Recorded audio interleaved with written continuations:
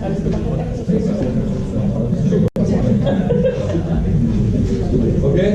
are we on? So thank you very much for coming to the first presentation in the history of the City Hall of Copenhagen, which is going to be held in English. And it's a presentation about the democracy in Denmark, which is very important. Many people hear the word Danish democracy, the biggest democracy, the famous democracy in the world. But as a committee, we are the committee of the Italian living in Denmark, so we have been voted from the Italian people who are living in Denmark to do like some action about integration or whatever the case may be. Once I noticed the last time only the 5% of the people who have the right to vote at the communal election actually have voted. That was a number that was pretty scary, because I said, all right, we have a community here which is growing so much, so we can do so much better. Our community, the Italian community, is like growing so double. It has been double up in the last 2 years. 2 years ago, we were like 5,000 Italians living in Denmark. Now there are 10,000. So okay. Some of them have also the right to vote here in Denmark at the local election. And the local election is very important because of very, very practical stuff. We pay the tax to our municipality. We send the kids to the school which are managed by the municipality. Many of the infrastructure are managed within the municipality. So it's very important to take a decision. And how can we take a decision when the Danish is such a difficult language to learn? I mean, we try our best. I've been trying like 13 years of my life. Yeah. But I mean, I'm getting there. You know, a few years ago they tell me, oh, you're from Norway. Now they tell me, which part of Jutland are you from? So probably I'm getting there, slowly but surely. So the idea today is, okay, we have the election, they are coming on the 21st of November. And we want to be, as an expert, to be ready and to take our decision. And they have been so kind because they want to explain it to us in English. I mean, it's fantastic. So we can go and vote and okay, I remember what they say and I like that thing. So, you know, there's a big help. Many of you don't know how I'm going to vote. Well, you're going to receive a letter from your commune, and it's going to be before the 17th of November. And it's going to be right. Okay, you have to show up in this place and vote. If you don't get that, just write to your commune where you have to go to vote. Where is your nearest poll where you have to vote? Sorry, no, sometimes I forget words in English that happen when you speak Danish so much, so you forget anything. It's like anytime I TV. But we go talk to this. So you just show up, you show your ID, your passport, your driving license, your yellow card, the gule card, valide, and yes. So now we have many parties. Most of the party actually it's fantastic. Most of the party agree and decide to come and to talk to us as our experts, and this is fantastic. A couple of parties they didn't want to show up. It's all right. I mean, so that you know. So if you see that a party that you maybe like has not been mentioned, it's because they don't care about you. So just remember. So why do you have to take care about that? So okay, now here we have Elizabeth Grutter. She's from the Social Democrats. Then I have Mette Anneli Rasmussen from the Radical. So we have Victoria Voda from the Conservative. So we have no, because it's not in the list. So the Socialist Party, the Socialist Party, Anna Overlund, Liberal Alliance, Heidi One. The Nyborgerlige is Michelle Lise Poulsen, Venstre, Hanaita Malaikans. I remember that because I know System of a Down, you know, the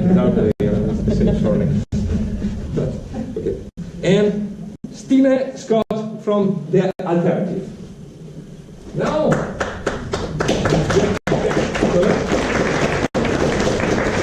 I think the acoustic is great.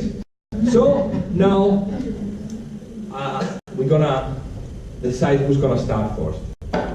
And I think that we're gonna start with the tallest lady in the room. Is gonna start first and tell us, has 2 minutes, I'm gonna check you on that, and introduce your party and yourself. And you have 2 minutes to do that, so I'm gonna take care of that. So who's the tallest in the room?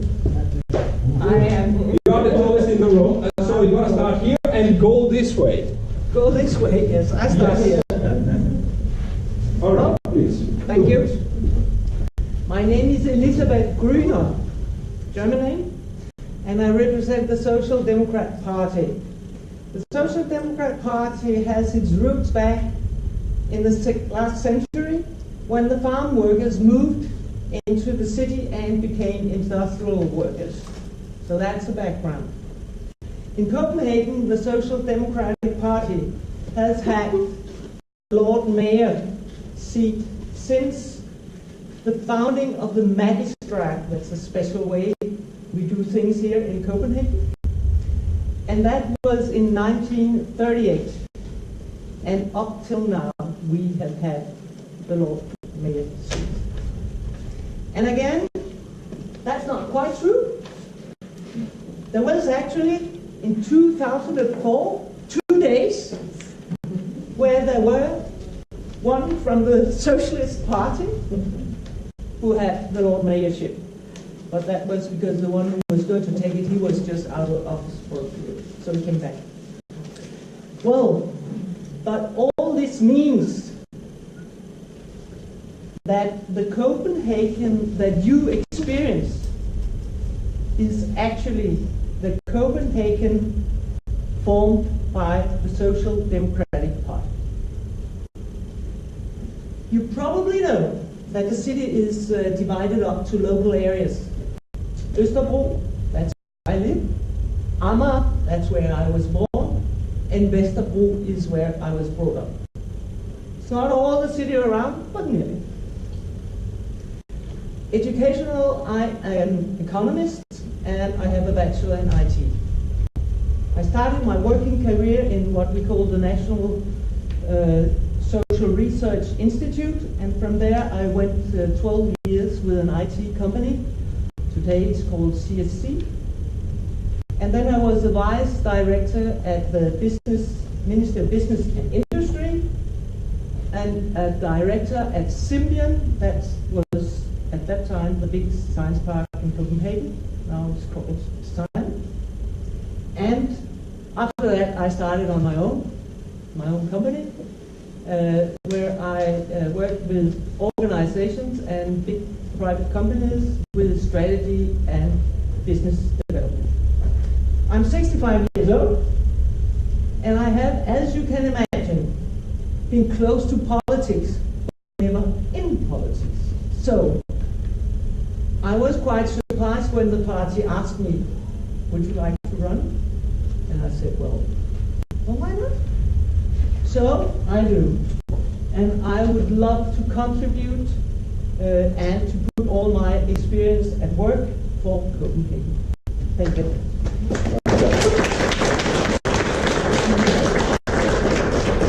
Thank you very, very much. And I feel so generous that I decided you're going to have 3 minutes to do that. Not 2, but 3. Because, and it's because of you, actually. Oh, It's a good thing. So, okay. All right. All right, so my name is Mette Rasmussen, and I represent the Social Liberal Party, Radikale Venstre. The Italians would know that there's affiliation, or used to be, to the Radikale. The Dutch would know that we are part of D66 also. The Germans in here, if they're in it, FDP, the Americans, the Democrats, the British with them. So you could say the Social Liberal Party, Radikale, is really a member of the big European family and part of a big global family. In Copenhagen, We have been, since we broke away from the Liberal Party, we found that they were too liberal. We wanted to have a little bit of more social affairs included. So we became the Social Liberal Party in 1905 and have been here ever since. We've been in and out of government in the President's Court Castle, and then we have been very often with you here in this house. And I've been sitting here for the last 4 years as a spokesperson for environment and technical affairs. And the reason why I came into politics was that I've been abroad. I was an expat for 10 years in the US and France and Georgia and Tbilisi in Zambia. And then I came back, and I really didn't recognize my country when I came back. It had changed completely. I found that it had become way too xenophobic. I didn't recognize the tone of my country. So I became active in politics and engaged in national politics, ran for office there, didn't make it, and then I became this national officer for my party, and then liaised and learned from all our other sister parties in the world and in Europe. And then again, someone called me up like 5 years back and said, "Do you want to run for the city council?" And I was like, "Why not? No, I can never found anyone." So I did, and I succeeded in getting in to this really, really wonderful, beautiful building. And I think what it has taught me is that even if we very much disagree, all of us, on very many things, this is also a house where we achieve great things. I think there's a lot of things that could be changed in Copenhagen. There's a lot of fixations on democracy, but in general, I think that we have a very good relationship with our colleagues in here, and I think it tends to be a lot better than in Parliament, because local elections are really, and local politics is really about finding the solutions that are close to the citizens, I mean, all the citizens, whether you're born as a Dane, have become a Dane, or just here for 1 year, 2 years, or 3 years, or 4 years. That's why I think it's really important that you're all here. I'm really grateful for you being here and sharing out. I hope you will all go. And one of the parties here. I didn't use my right to vote when I was an expat, and I think I could really, really, really have used to change a little bit in the US and in Paris and in Georgia and in Tbilisi. I didn't do that, but I hope that you will here on the 21st of November. Thank you.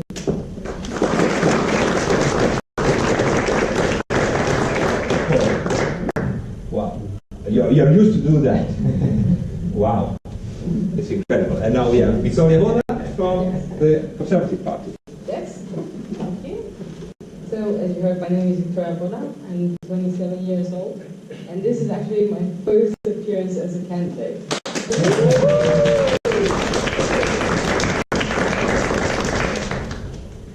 I come from Faroe Islands, which is a small country above England, part of the Danish kingdom. I've lived here for 7 years, and I came here to study. I studied administration and commercial law at Copenhagen Business School, and I've had some experience with student politics. I've been engaged in Denmark and internationally, and now I would like to try a new challenge and represent you in the city council. Yes. Talking about the Conservative, Yes, which is one of the oldest parties, historic parties. It is. As some of you may know, the Conservatives are in government. They're in coalition with Liberal Alliance and Venstre as well. It's an old party. Sometimes Conservatives can be misunderstood because it means a lot of things in different countries. For me, in Denmark, Conservatives is respect and integrity, and those are the core values of the party. We're not so conservative. We are quite liberal conservative. We believe in a free market, and our party leader is both adopted, he's an immigrant, and he's a very fun guy.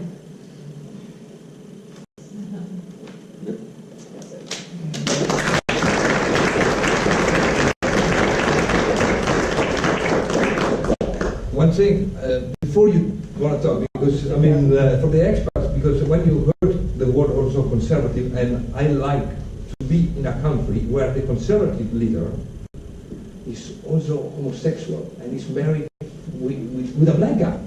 And I mean, you know, and I think it's fantastic because this is not, I mean, it's not even in the news, you know. In my country, there will be, oh, huge scandal, the Pope, blah, blah, blah. And here is not. And I think it's a great thing about Denmark. You know, I love to live in a country where this. And now, I didn't. Oh, sorry. I'll just introduce Yeah, because it's Anna Overloth from the Socialist Party. Socialist People Party, yeah. Yeah, so I'm just a downer. We're just a woman as a party leader. That's just an entire step back, maybe. Well, I'm from the Social People Party, and we have, of the 55 members of the municipality group, is 6 of them is from my party. We're a red and green party, so we believe in, you know, taking money into the municipality through taxes and separating them out to the people that needs them. So if you're sick, you can go to the doctor. That's actually the regional level. But if you're sad, you can go to the library and find a nice book. If you need to ride your bike, you have a proper road to ride it on. And as a socialist, I'm going to ask you to ride your bike if you're able to, and if you have one.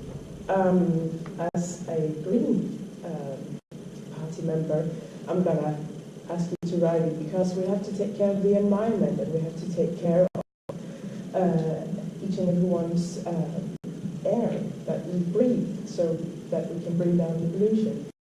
And that's a bit about my party. Me, myself, I'm Anna, and I'm 31 years old. I'm a librarian. I work a long way from here, 45 minutes by train. Yeah, and I'm one of the young person who works within the municipality area that goes around from job to job, so I'm on and off the benefits. And that's not because I'm not good at my work, but because we have less funds in the municipality to make library work. So which is the library, so we can go on? Kurier. You can go to Kurier. It's a lovely city. Every Wednesday we have a market place that you can buy vegetables. My way into politics was through student politics too, actually, besides the fact that my father was a local politician where I grew up.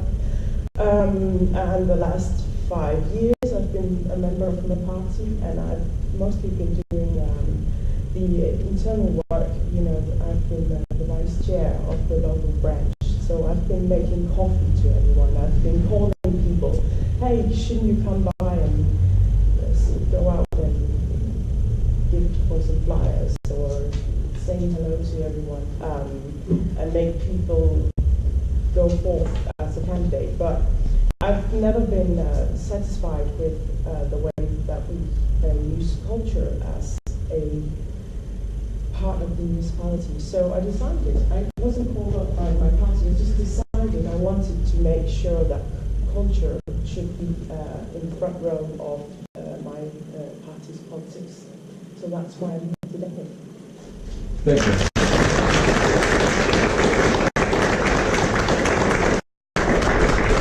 And now we are also from the Liberal Alliance, Heidi Wang, and I would like also to say thank you, because she helped the Italian committee a lot to organize this event. She basically booked the room for us. More than that.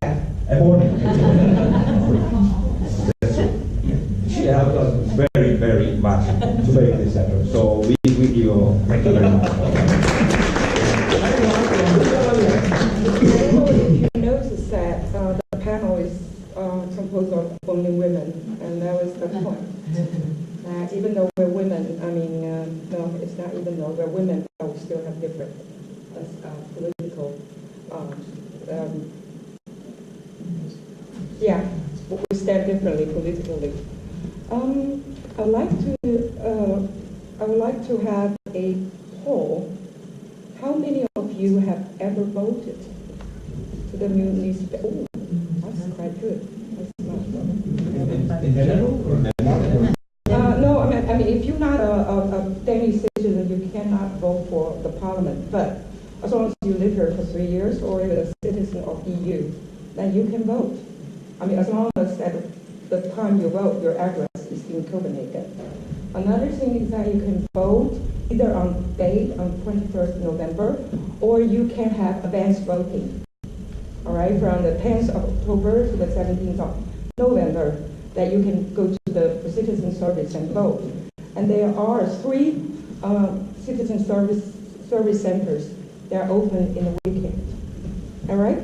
So my name is Heidi Wang, and I am 61 years old. I know I don't look like. I'm here today to listen to the international community and see your needs, because I think many of you are professionals and you are those who have very high salaries and pay a lot of taxes. So I think you should enjoy a lot of privilege that you have. And one of them is your right to vote. Now, I'm born and raised and made in Taiwan.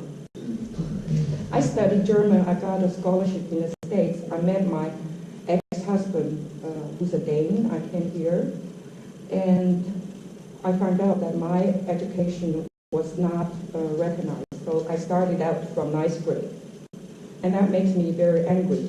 But you know, when a Chinese is angry, we don't complain. We just work our way through. And I remember one thing, that is one day I'm going to show that I am not an underdog. So I've been here for 16 years. This is my 4th term, going for the 5th term. So I hope that you will help me to achieve that. My slogan is here. It says more wrong, less wrong. That means if you voted for me, and I'll get things right.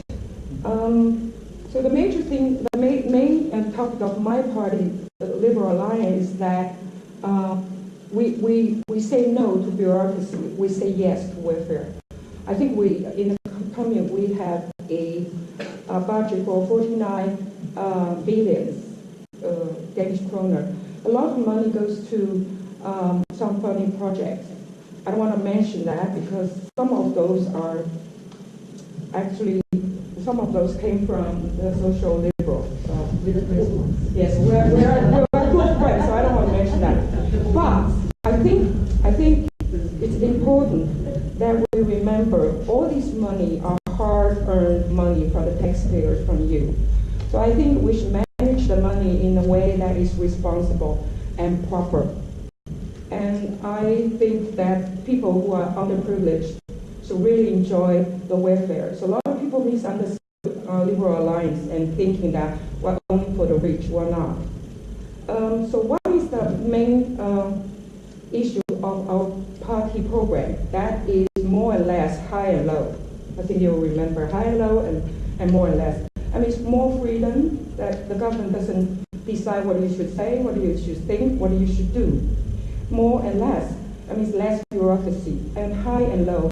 We go in for high growth. That means if you cut down, if you lower the taxes, then you create more competitiveness for the business world, and then they can hire more people, especially international people. So I think that's about it, and my time is up. Thank you.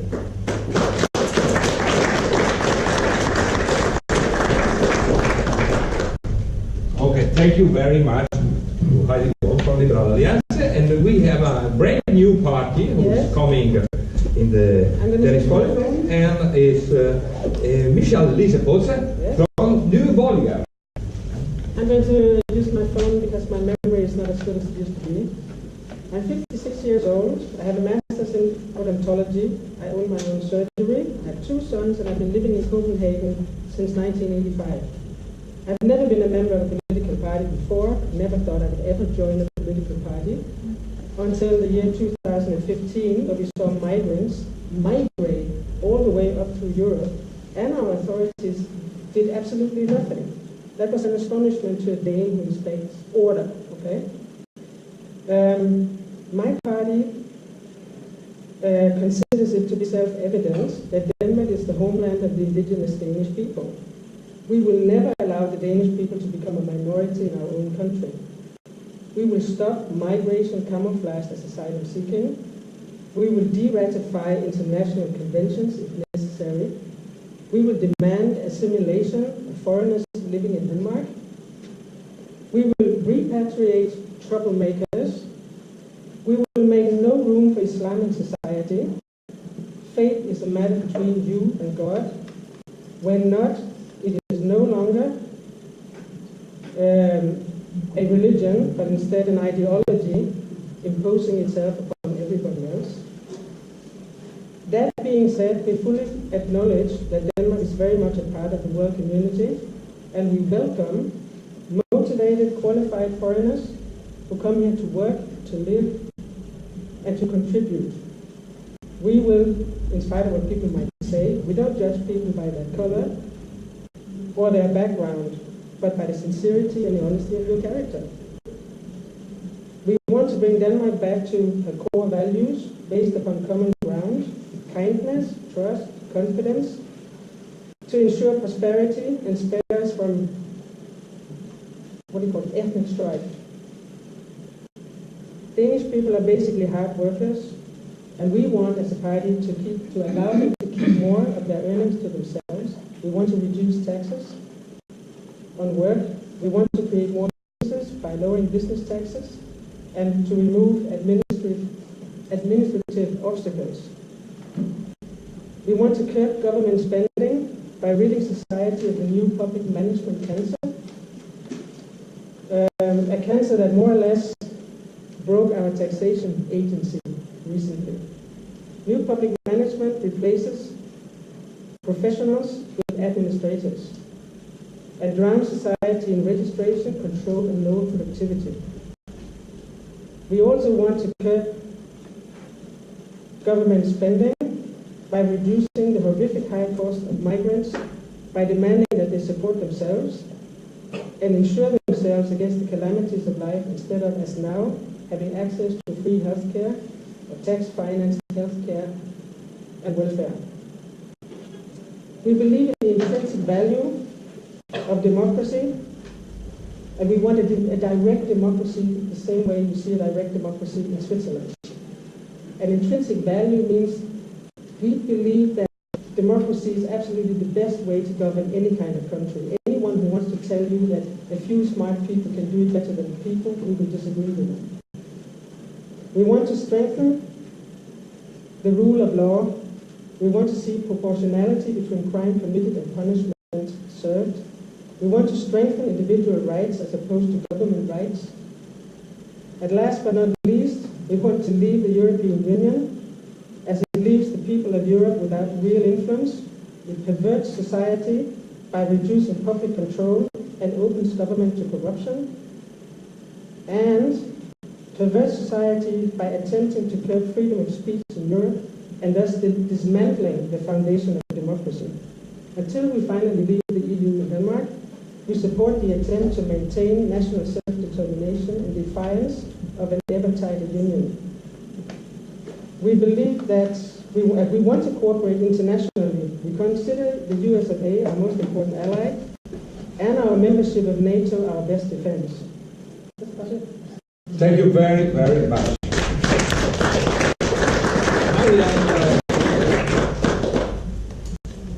Anaita from Venstre, which is also a member of the ALDE in this party, with this big family of the liberal within Europe. So there are basically two.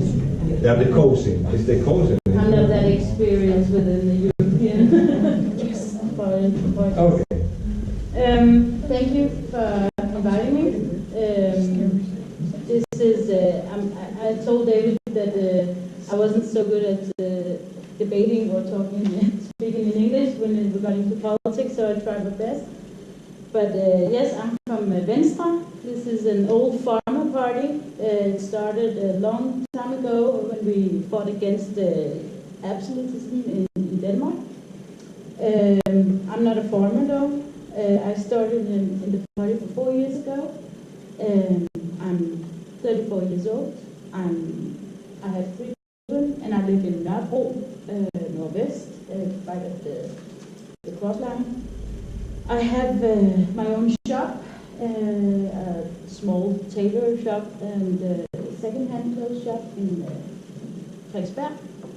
And I study a master in politics and communication in CBS. My path to politics started many years ago when I started to do volunteer work here in Copenhagen, in a place called Copenhagen Parenting Association, something like that, in English. And we were fighting for improvement of the daycares here in Copenhagen. And I've been doing that work for about 5 years.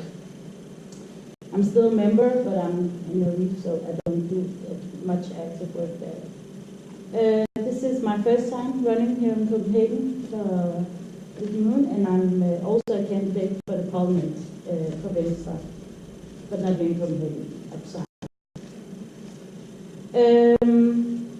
The Liberal Party, Venstre, is a party who care about the personal freedom. We care about some elementary values. We are not as liberal as Heidi, but almost. We have almost in some sense we are, but we still care about some values we want to keep. So there's a little bit of conservatism as well. We have 6 mandates here in Copenhagen. We also have a mayor, which is a mayor for children and youth administration here.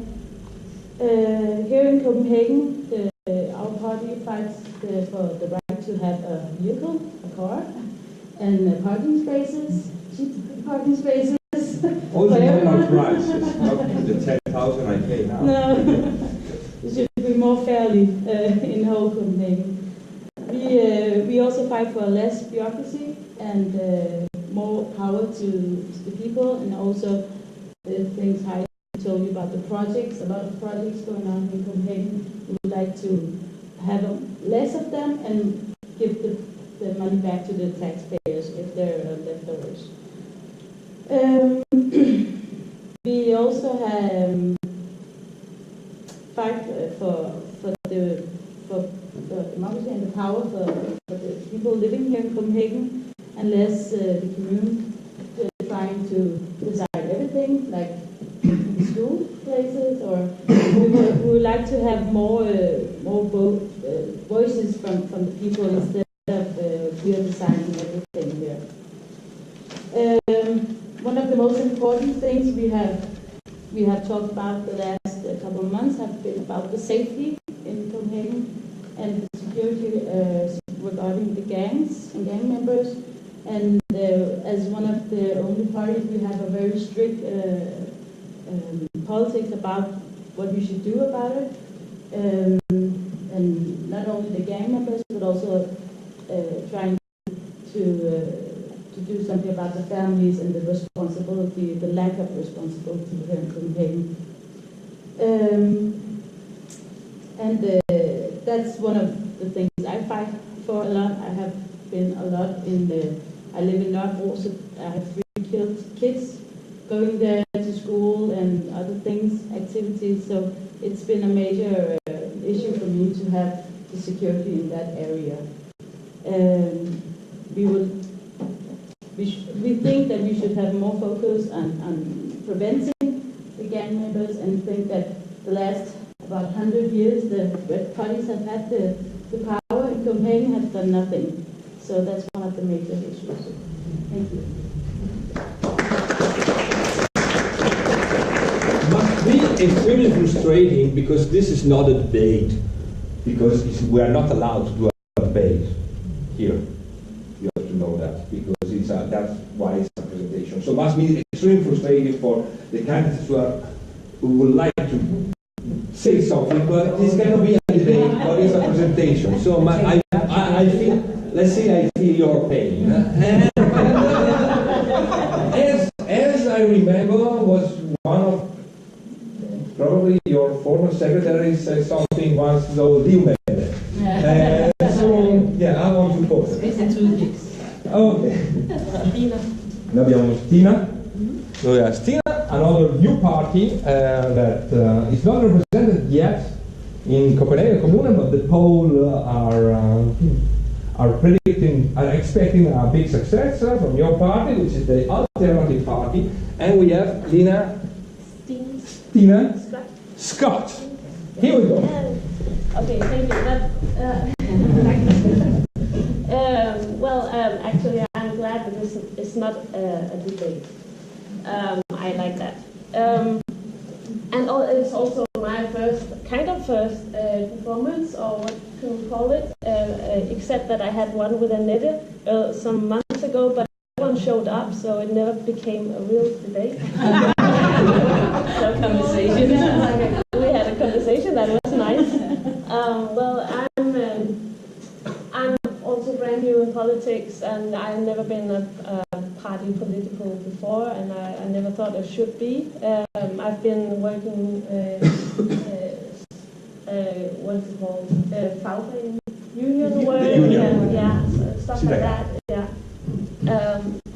I'm 41 years old, and I have 3 kids, and I am thinking I'm a woman. It's quite funny that we are all women and you're almost all men. I like that. And I'm talking to you.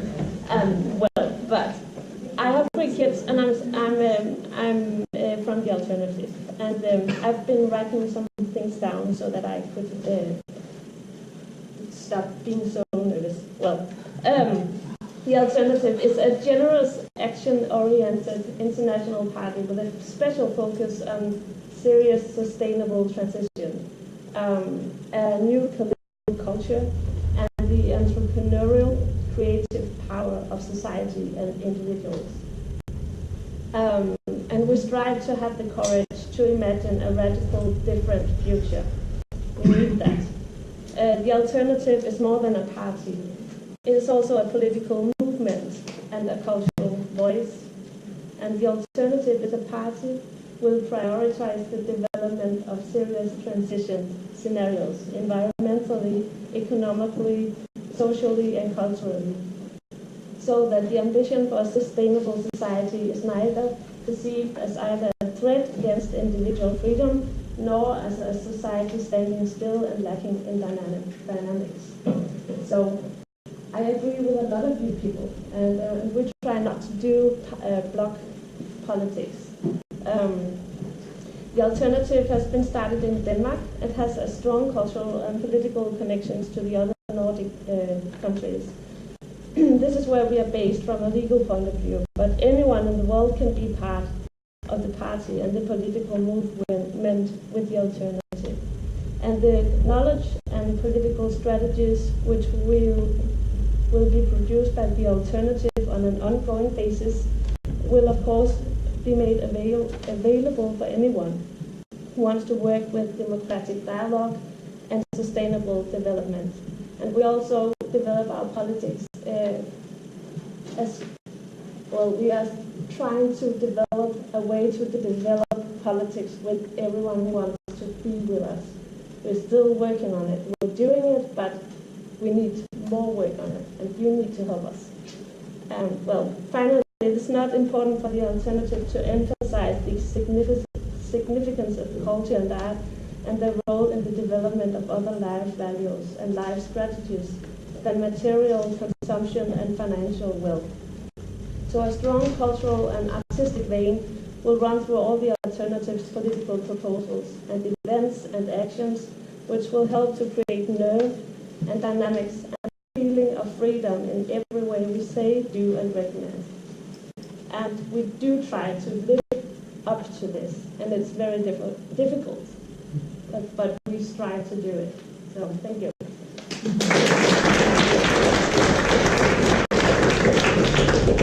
Now we know a little bit more about what's about all these parties, more or less what are they meaning. But now I see that you have like like me, because I mean I'm not a professional. I mean all of that will be television with that. So I need to. But I used to do those when I was at school, so you know it's that's the story. I mean I need always something to do that. just to make sure. And so I would like you to relax. You are with me, Mr. Bonavita. You're very lucky. And so I want to give you just 3 minutes to tell about your vision of Copenhagen now, and what is your vision for the future? What is that you're burning for as individual? I don't want any paper now, because now you have to know that I'm also a teacher. So so you don't have to do what I do, you have to do as I say. I'm a bad role model, but just trust me. Okay? So we start again. Once again? If you don't want it.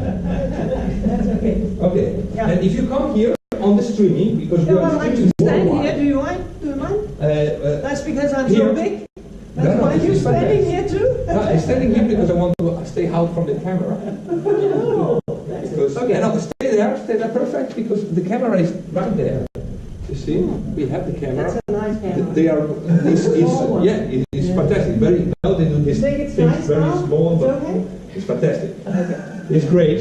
Well, Now we can do it. first, I think we live in a wonderful city. And that's important. Copenhagen have several times been chosen as the best city to live in. So there must be something about it, because not only I say, other ones say too. And I think it's because we have a lot of green areas, we have a lot of bicycles, we have a lot of intelligent energy and city planning things, even though I heard something else. But that's the way it is. But on the other hand, I think there are things that we can still do better.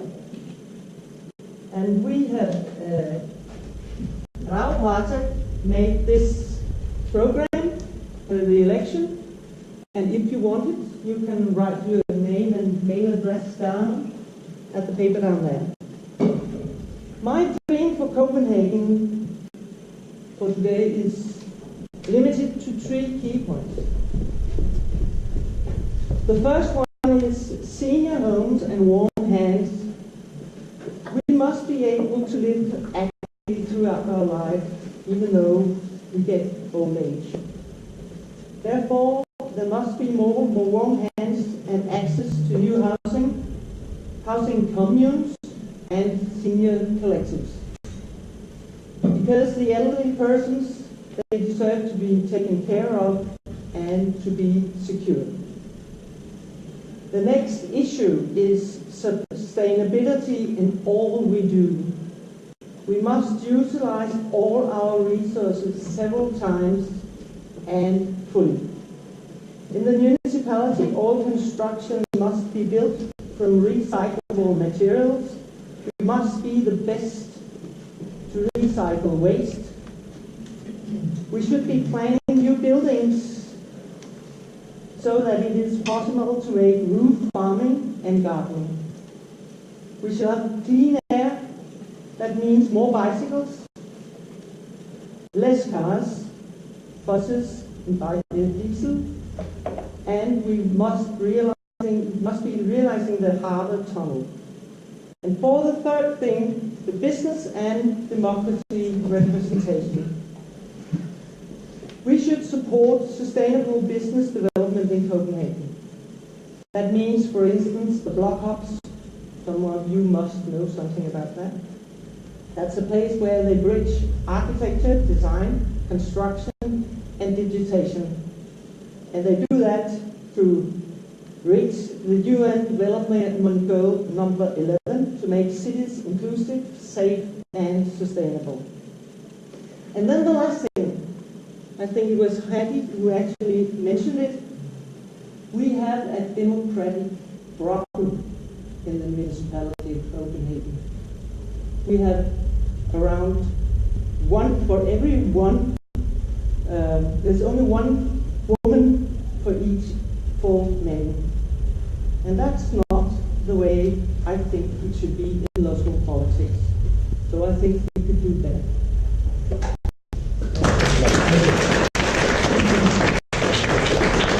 It's like a clock. Incredible. You're new in politics, but I mean, Oh, I'm old, you know. well, yeah, but I'll still. tell you later. Okay, there is something I can learn from you, that's for sure. Okay, so I'm going to give you 3 minutes to you too from the radical. Okay, and yes, I think I would like to agree with my colleague here from the Social Democratic Party saying that I also love this city. When I'm traveling in my work, I work at the United Nations the Environment Program out in the UN City. When I come back here, I always, enjoy this is my home, this is my city. But that doesn't mean that it cannot be changed. And for me, I see the greatest opportunities in changing the city following the United Nations Development Goals. So we've actually put forward, my party put forward a suggestion to mold the whole bureaucratic, the whole political system here, all the suggestions, all the budgets going forward to 2030, around building that around the SDGs, the Sustainable Development Goals, because that offers a wide range of both socially, economically, and environmentally sound, balanced projects and policies. And we are actually negotiating this in here on the 12th of October. So hopefully by then we will have an SDG action plan for the city of Copenhagen. And I think that's a very, very good and sound vision. And I think we will be amongst the first cities in the world that will actually have that. And I think that's a new storytelling about Copenhagen. Because we've been famous for our livability, our bicycles, what else actually, Tivoli, whatever, what do we have? The story that we are not so keen to tell is how we still have more than 300 people dying each year of the polluted air that we breathe into our lungs because we refuse to change our vehicles into sustainable fuels and fossil-free fuels. And we do this. This is a political priority. Unfortunately, that has not been possible yet in this setting, in this house.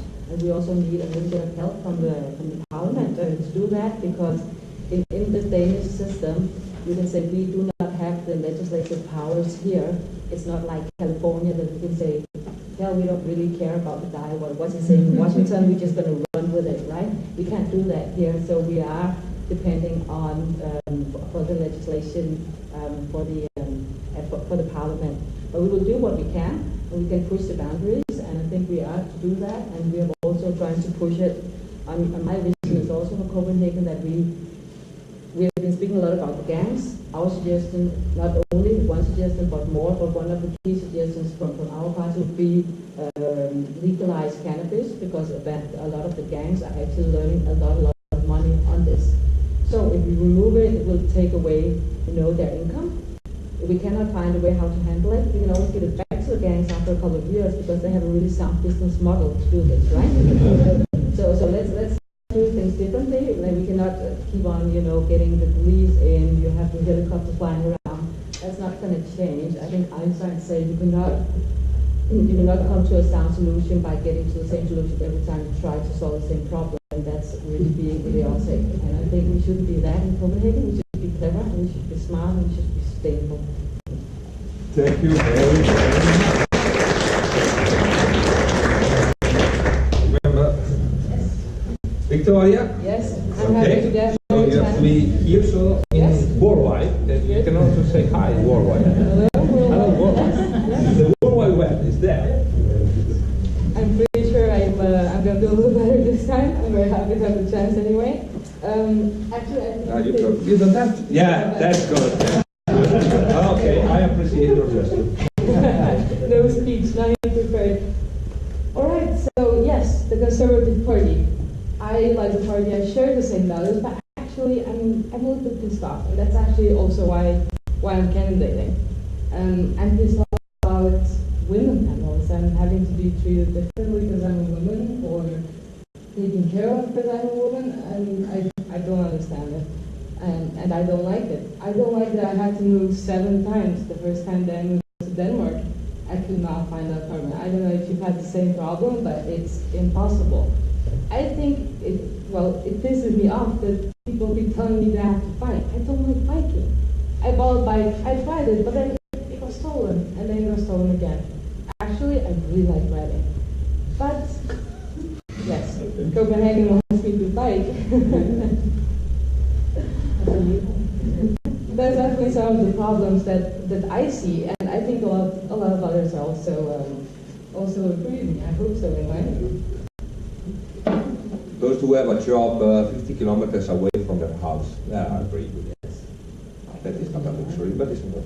Well, now that we're keeping the negative side, I'm not happy about the infrastructure either, where we have 1,000 more citizens coming all the time, and roads being closed is getting harder to get to the city. We're not getting enough apartments fast enough. And another thing that I'm pissed off about is the whole immigration debate, and how the negative examples are always in the media. And because you have an international background, you're either an expat or an immigrant or a second-class citizen. And I think we should make room for more good examples, so people can make a decision based on facts. And that we should have more respect for each other. Very much. So, now, Anna, from the Socialist People Party. Yes, exactly. Okay, now I get it right. And your vision. Copenhagen now and Copenhagen in the future. What is your dream? What's it wonderful? What's this? Well, I just love that you started saying relax. Yeah. Because that's kind of, I do. the slogan of our Copenhagen. We should relax. We should not stress around. We should make sure that in the municipality we have housing, that we should have a way of public transportation to go around in the city, that we should have daycare for our kids. And a lot of those things is hard work, and I'm prepared to do it, my party is prepared to do it, and we can do it if you go around and don't. So just started the other round now. Sorry. So a lot of the other women, they talk about city projects, and I quite agree on the municipality having a lot of city projects, and part of that is actually within the cultural area, and that's what pisses me off, because city projects is not necessarily silly, but they can become silly when the politicians start talking about them. Usually we have in the cultural world an idea behind the projects. We give a book to every 2-year-old in Copenhagen. It's not a way of undermining the bookshops in Copenhagen. It's a way of telling parents, hey, we have a library. Come down, have a book, meet the nice librarian, meet the collection of books we have that you can come and borrow every time your kid gets, well, a little bit bigger and needs different kinds of books. And the problem with the project that the politicians start to talk about is because that's the way of profiling themselves. And I think we should go away from that way of talking politics. I think we should put the trust into the municipality employees that know why we do the things we do, that know why we give 2-year-olds the books, instead of a politician standing up and saying that's surplus in our municipality budgeting. So we should be handling our municipality by trusting our employees, and we have the largest workplace in Denmark. It's a lot of clever people around us. The other thing, the other vision of Copenhagen in the future, from my seat, from my party, is that we should have the ability to place citizen suggestions within the city council. Yeah. Because a lot of heads can think a lot of good thoughts together, and if you have a good idea and you can find 5,000 people who says, oh, that's the best idea in the world, then the city council should have a discussion of it. And I want to place, instead of keeping all the money in the city council's area of the making decisions. Good. Then we should start participatory budgeting in the local areas of Copenhagen. So if you are from vendors or if you are from AMA, then you should have a little budget, and then you should be able to talk to your neighbors. What problems do you have in your local area? What solutions could you go together and create to the problems? So local democracy and trust to the employees of the city. Thank you very much. So it's time for Heidi Wang from Liberal Alliance to tell us the vision of Copenhagen. Yes. Now when... All right. Every day, the morning was said in 172 languages in Copenhagen. So it is an international city. For Chinese, how do you qualify a city which is international? That is, you have a very good Chinese restaurant. I think out of this 172 language, one is yours. Your need is different from others. For instance, before I came, one very handsome Chinese boy said that he's leaving, has a very high salary, very nice house in Kasperby, great car, Lamborghini almost, and he's leaving because he said, I can't find a girlfriend. So obviously, each minority group or professionals have their needs. But I find out the hardware in Copenhagen is fine. The air, the everything, the building. But there's something missing. It's the human element in this city. For instance, I find out that people are very lonely. Even though this is an international city and we are proud of that our culture is so tolerant, but still, as a foreigner, you'll find out in the end you still stick around with foreigners because it's so hard to get into, the circles, Danish circles. For instance, I know Meka Anneli for 4 years. She never invited me home. But anyway, one thing I think that makes Copenhagen international and great and growth is the talent. So, but to have talents, to recruit talents, you really have to have a lot to offer. Copenhagen is perfect in cultural activities, but there are some drawbacks that keep the professionals, international professionals away. That is their spouse. It's very, very difficult if you're bringing in a family. You can have a job, but your wife getting depression at home. So I think it's important that we go in to help the international community. Another thing that I really are burning for is that maybe we should have radio in English or a TV channel, because I think even though you don't know the language, but you should be informed about your rights, what's going on in the city. Especially when you rent a house, you're signing a contract, a lot of them are in Danish, so you don't even know what you're signing for.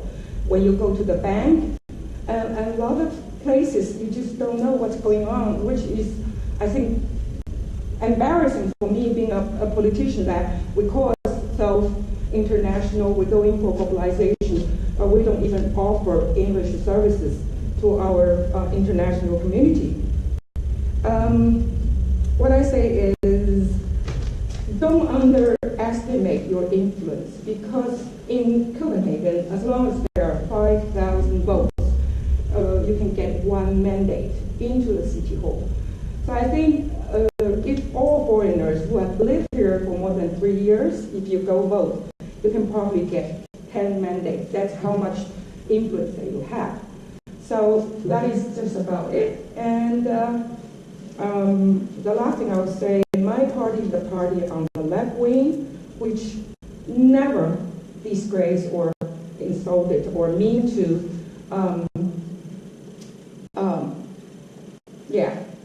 we don't say bad things about foreigners, because we believe as long as you can support yourself and your loved ones, then you're welcome. And everything else is not that important. Okay, thank you.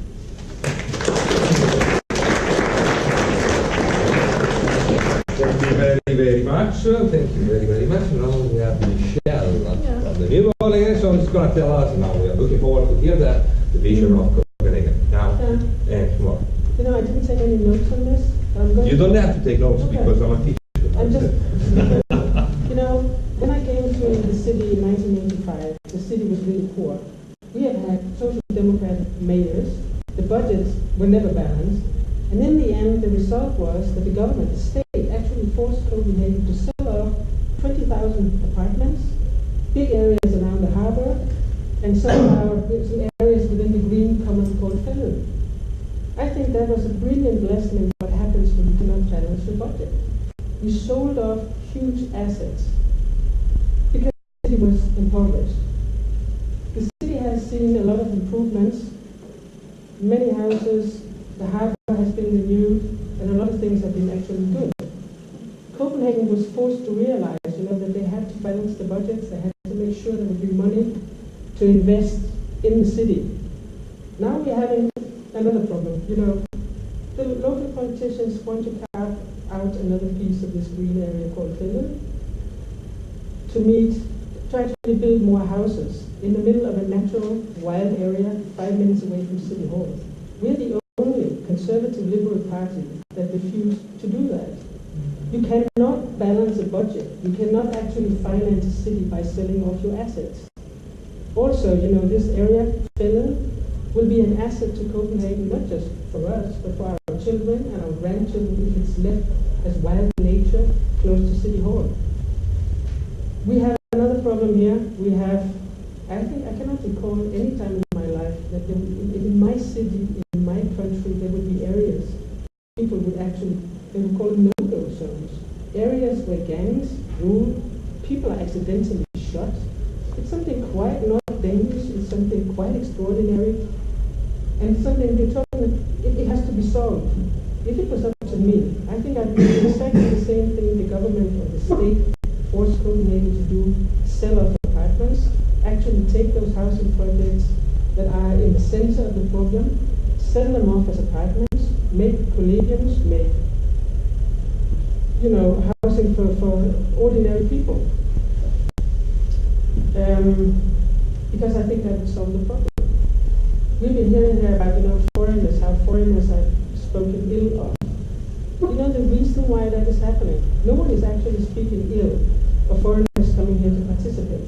Everyone is happy with foreigners coming here to participate.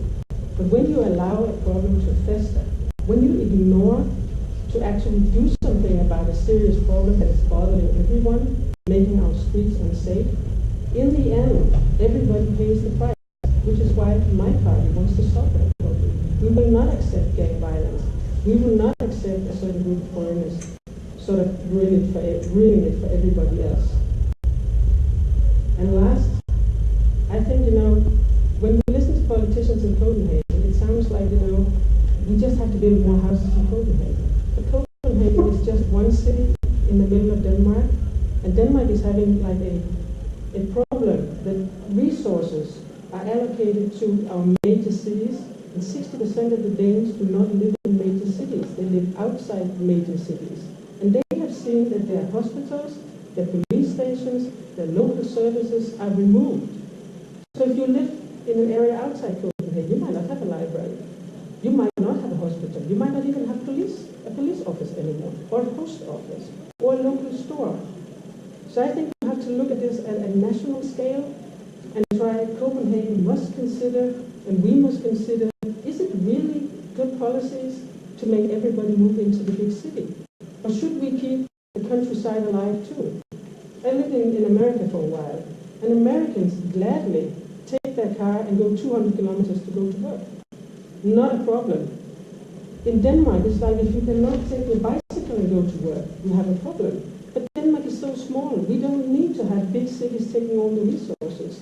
We could actually make the whole city a part of, you know, the big metropolitan area of Copenhagen and Aarhus. That's it. Thank you very much.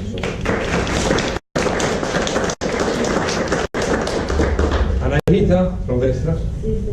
Sì, signora. Allora, stai qui, ecco, e ci dici la tua visione su Copenaghen, ora e nel futuro. Ok?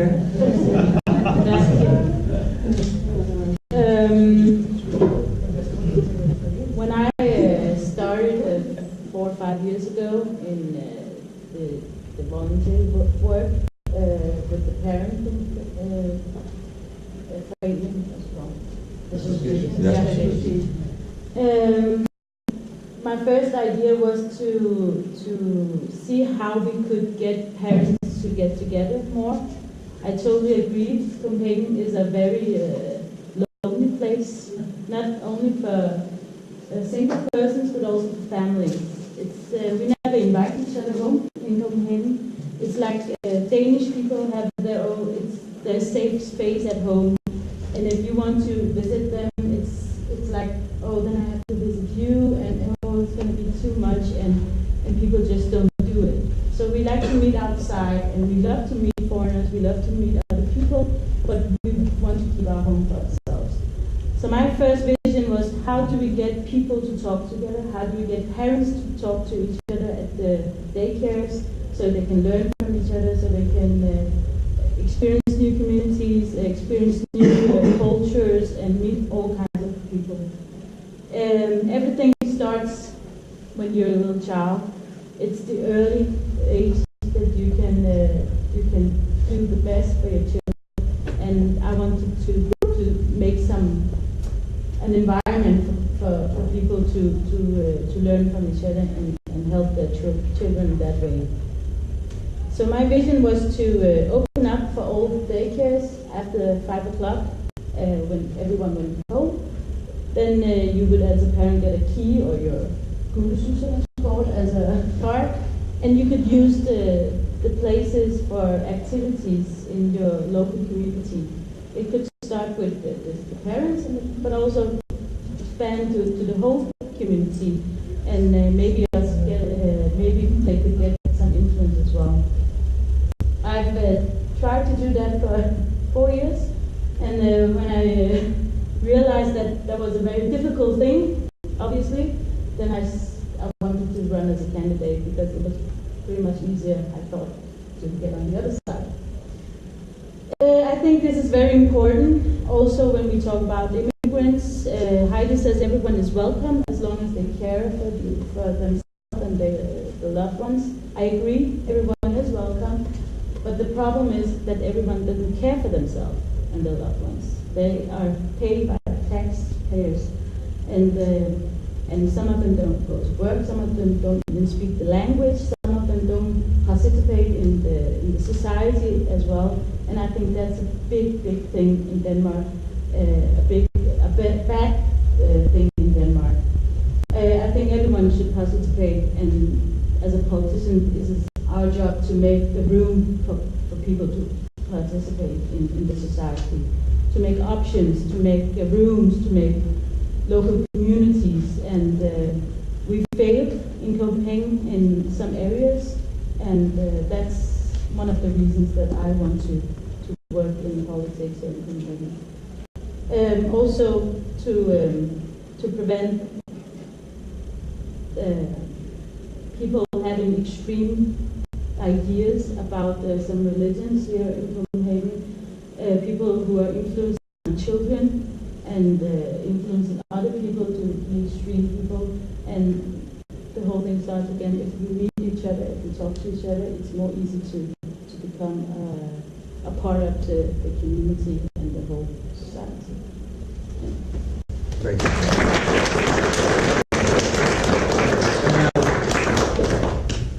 Very good. And now I want to talk because I'm also an expert. So there are also a lot of experts who really want to work very hard, but because maybe they have a slightly accent, en rigtig stærk accent, så taler de dansk. So they have it really hard to find a qualified job in Denmark, and I hope all of you, because I'll talk to all of you, that they speak, you have to work out something for us, because and if we don't come to work where they speak Danish, so how do we practice? We went to school and blah blah blah, all the same, but then we need the practice. And if they say, hey, no, you've got an accent, I don't want. I think yes, which is not as smart as, but I can understand what they say. So I mean, thank you very much. Now, Yeah, thank you. it's your turn. Yeah. Thank you. Okay, well, I would just like to start to show you. This is our party program for Copenhagen. We developed it from the UN's 17 Sustainable Goals. So, but okay, you're free to. I say you just to talk, not sign up. For the alternative, it's very important for us to work for the democratic hope, and by that we mean a lot of things. We need new culture, new political culture. We need a new way to address each other and to work to build bridges between politicians and the citizens.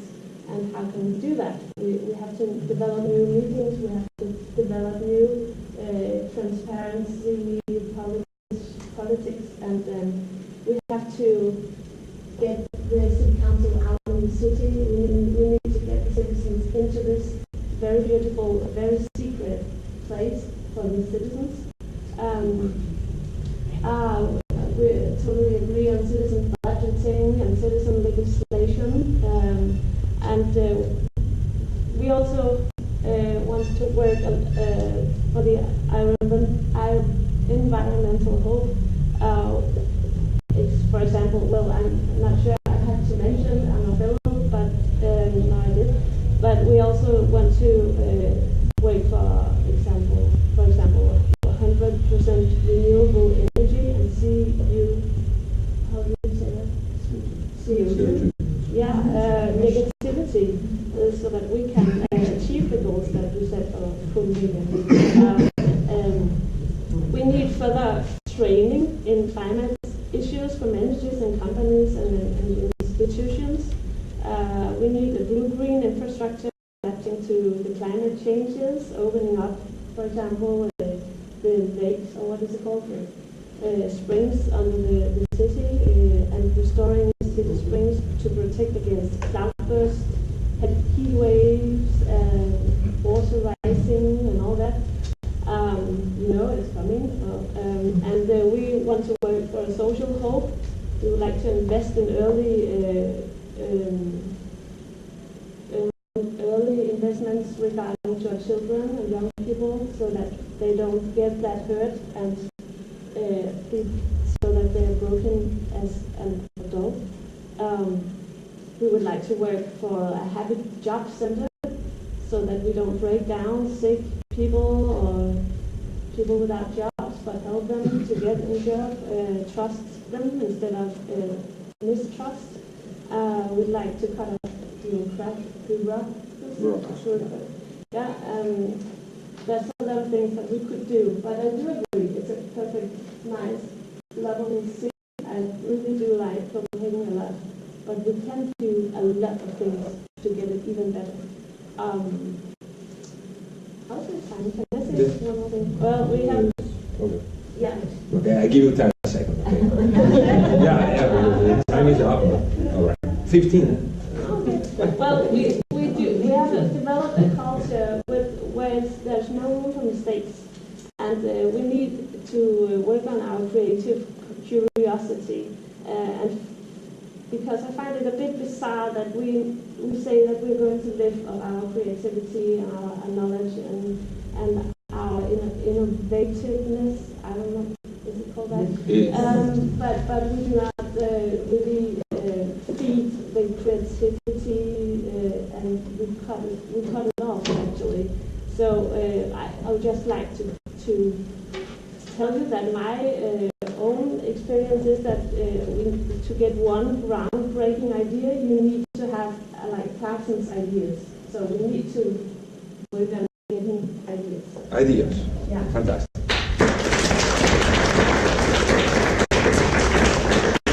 We're going to the third round, and I can see some of you have been fantastic. Nobody has left the room, almost. So I think everybody, you okay.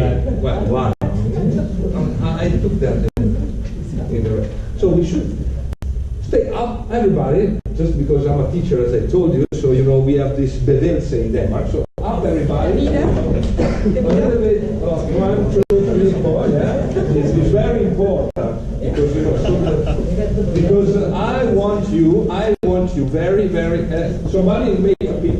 this because so we can put it on the social media. I have one little request or Let me tell you, information. tell Just me. one. Yeah, please. Okay. I took the initiative and formed this women panel. Yeah. We're willing to go to your workplace and either debate or presentation like we did today. So any of you can go back and talk to the company or come in your lunch break. Would you please? I mean, if you're interested. All right? We'll go to your workplace and do the same thing. Tell about your rights. Yes. You came out with a fantastic idea, and it's very good. So you remember, girls, I gave you 1 minute extra to give a presentation, and that was because of you. But then, you know, I thought I am quite cynical today because I'm in charge. And so now I said I'm going to give you 2 minutes to say why they should vote for you. Well, forget about it. It's going to be 1 minute. So I want sort of a sharp, short, sharp, shocking. All right, so now we sit down. All right. Yep. And please, you have 1 minute. One pot. Okay.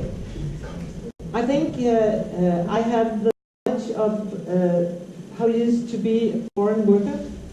I've been the chief of all our foreign workers at the CSC. That's Malaysia, that's Vietnam, that's Thailand, that's St. Petersburg, that's Latvia. So I know all the problems that you are sort of reaching out for, all of them. So I think that was one of the reasons. The other reason is that I'm experienced.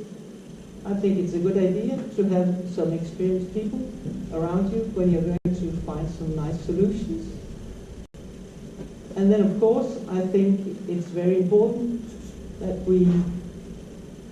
you vote for the Social Democratic Party because we really know what to do about Copenhagen, and we have done a lot of things, and there is a lot of things in the budget for 2082.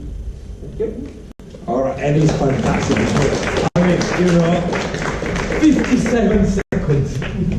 I mean, That's pretty good.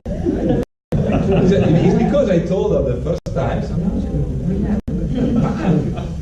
Fantastic. It's your turn. Break it. Thank you. Thank you for showing up. First of all, I think that you should vote, and that's the first thing. You should use your democratic right to vote and make a difference, help create the city.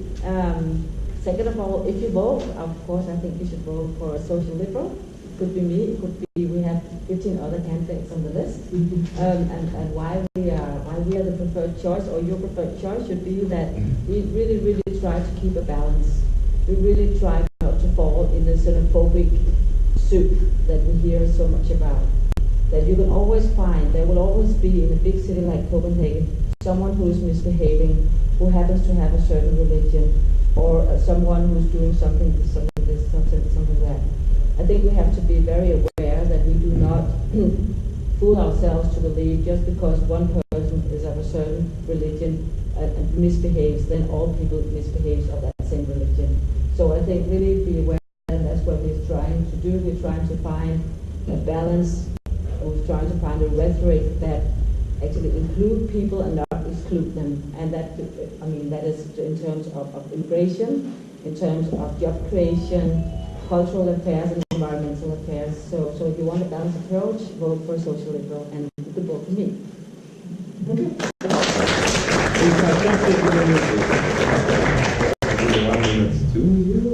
So wait a second. No, the game is hey. No. So yeah, 1 minute, go. We need to be pragmatic. We need society to adjust to the citizens' needs. We need to ask you what the problems are, and we need you to be part of the solution. We need to have respect for each other. That's how we create a better society. Not meeting people with generalization about their customs and all kinds of invitation and generalizations based on sexuality and color and whatever. We we need to meet each other as people first, and that's how politicians should look at society. They should look at the people's needs first and find the solutions together with them.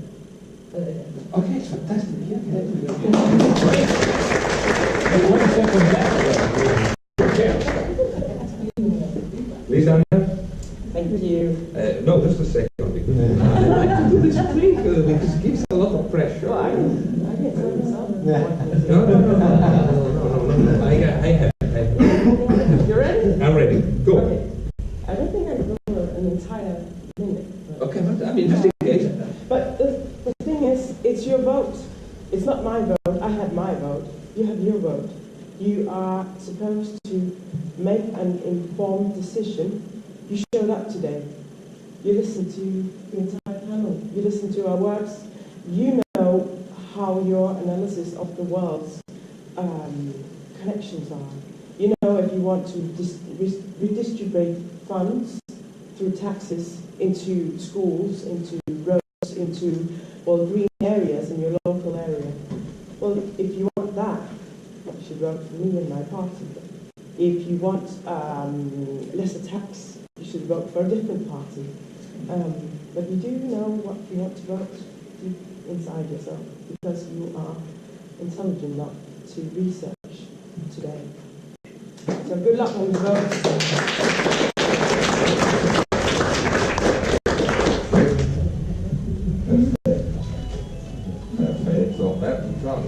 I cannot stop it anymore.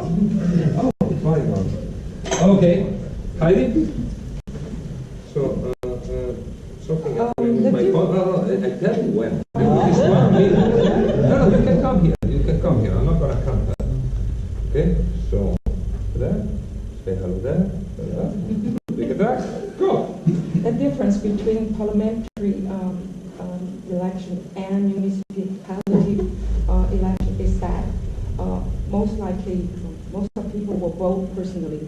You don't vote according to the party agenda or program. You vote for the person you can trust.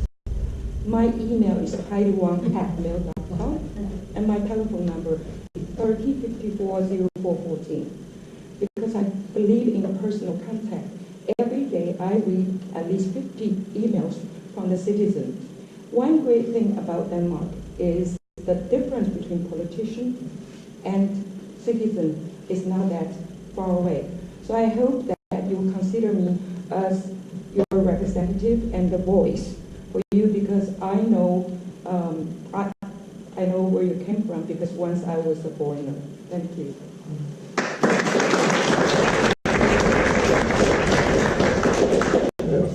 Perfetto. Okay. Yeah. Okay. Yes. No, you tell me when. No, 8 minutes. Why did you get 8 minutes to you? 8 minutes? Yeah. I think it's kind of too much. You know, okay. To do that. You should vote for me because I represent the basic party. If you listen to the people here, you might think you know that our party represents xenophobes, Islamophobes, and racists. I want to tell you something. I'm also a woman of business. I have my own business. I've hired people from Pakistan, from Greenland, from Thailand, from Lebanon, from Iran. Honestly, I represent also the people in my party. We do not care the race, the color, where you come from. We care for what you do and what you can do. And one of the reasons that foreigners are acquiring a bad name in Denmark is that a lot of people in politics have refused to handle an obvious problem. Once the obvious problems are handled, things will turn out different for everyone living here. So that's why I think it's working. Sure.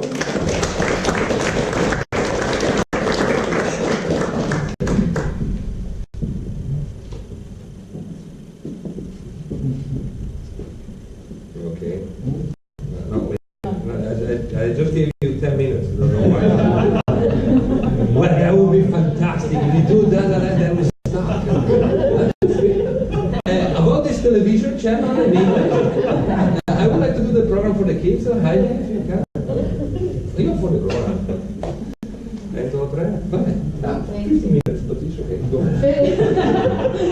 Well, you should vote, and you should vote for me, and personal, a personal name, because it matters for each candidate. You should vote for me because I'm liberal. I have some good values. I care about the freedom of speech. I care about your freedom. I care about every kind of freedom we have in this society, and I want to keep it that way. You should vote because it's important that you recognize that anything we do in here, anything the politicians do in the municipality, has an impact on your life. Even the streets you walk on, even the air you breathe, even the cars or the bicycles, everything you do in your daily life is a matter of things decided in this place. So that's why it's important to vote. And I hope you vote for me because I will be responsible about your money, your taxes. I will do anything to make this city greater. Sure.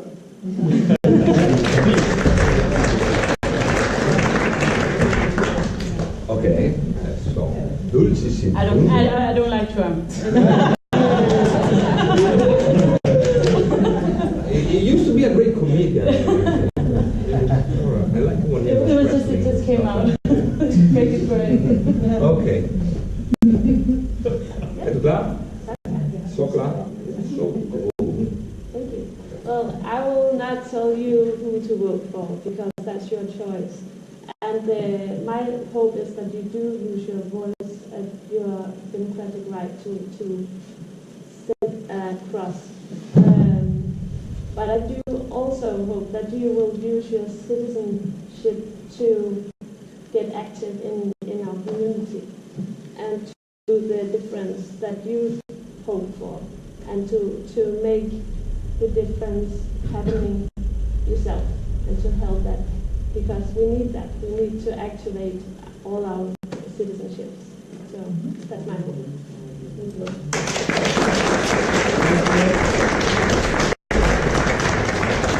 Well, thank you very, very much. We are almost to the end, but I would like, there is my friend Marcello who can take a picture for the social media with me and all of you. When is going to happen again? It's just great. No, can I do the metal sign? Right? No. I know, I do it anyway. It's too late.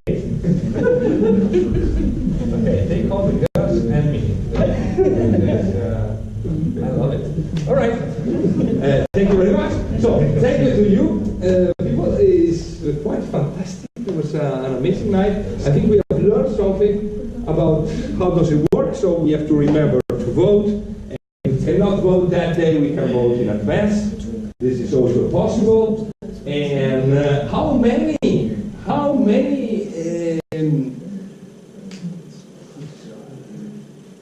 preference can I give to one party? You can only vote for one party. You can only have and one. You have to remember, because if you put more than one cross on your voting bill, it will become invalid. Yeah. So make your choice and make it right and be sturdy on it. Yeah. And if you accidentally put 2 crosses on it, go out and switch the ballot for a new one. All right, so you can do it. So, it's not that, like in Italy, you will be stoned if you do that. Listen, if you like us personally, just set a cross right beside our names. But don't do it and cross out the party and us. That considered twice. And like Anna said, it's invalid. 1 cross beside Heidi one. And this I didn't know it so far. I got my vote. I had to try my vote didn't count. All right, yes. And they are seeing my derriere. So it's kind of fun. And so I say, we can cheer everybody to the interval. Over there, see you. Have a good one. Okay, and say good night to them. Okay, and good night to you. But no, not good night, because we can have water, which is economical, ecological, quite sustainable, and if it wasn't for water, Beatles would never exist, not even Einstein. So we can have some water, and you can talk directly to the candidate, the one you like the most, or if you are curious, or say, I don't know if I should vote I'm for single. here. She's single. So if you don't know, if you haven't decided yet.